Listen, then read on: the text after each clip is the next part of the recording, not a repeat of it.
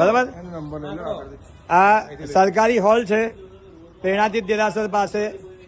સરકારના નિયમ પ્રમાણે રાત્રે 10 વાગ્યા પછી હોલનો ઉપયોગ બિલકુલ અવર્જિત છે.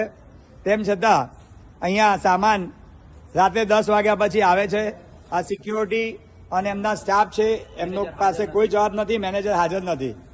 આજુબાજુની સોસાયટીના 50 લોકો અહીંયા અત્યારે આવ્યા છે બંધ કરાવવા માટે. એમના મેનેજર અત્યારે પણ હાજર નથી. લોકોની રાતોની ઊંઘ બગાડી દીધી છે. દિવસભર એટલો બધો અવાજ થાય છે કે અહીંયા વડીલો બાળકો સૂઈ નથી શકતા, આરામ નથી કરી શકતા, ભણી નથી શકતા. તમે જોઈ શકો છો અહીંયા 80 વર્ષના દાદાએ છેક નીચે રાત્રે આવવું પડ્યું છે. આ કઈ મજબૂરી છે સરકારની? રાત્રે 10 વાગ્યા પછી હોલનો ઉપયોગ સરકારના નિયમ પ્રમાણે જ માન્ય નથી. તેમ છતાં તમે જોઈ શકો છો કે અત્યારે જ સામાન ઉતરી રહ્યો છે.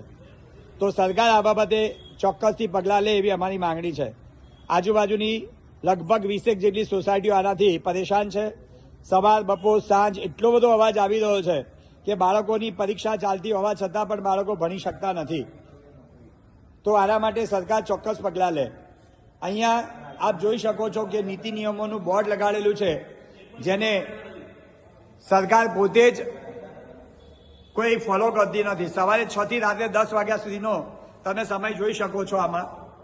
પણ તેમ છતાં રાત્રે 10 વાગ્યા પછી દરરોજ સામાન આવે છે અને દરરોજ રાત્રે બાંધકામ ચાલે છે એનો જબરજસ્ત અહીંયા અવાજ આવતો હોય છે. આજુબાજુની સોસાયટીવાળા હજારો લોકો પરેશાન થઈ રહ્યા છે. તો સરકાર આ બાબતનો જવાબ આપે એવી સોસાયટીના દરેક સભ્યોની માંગણીઓ છે.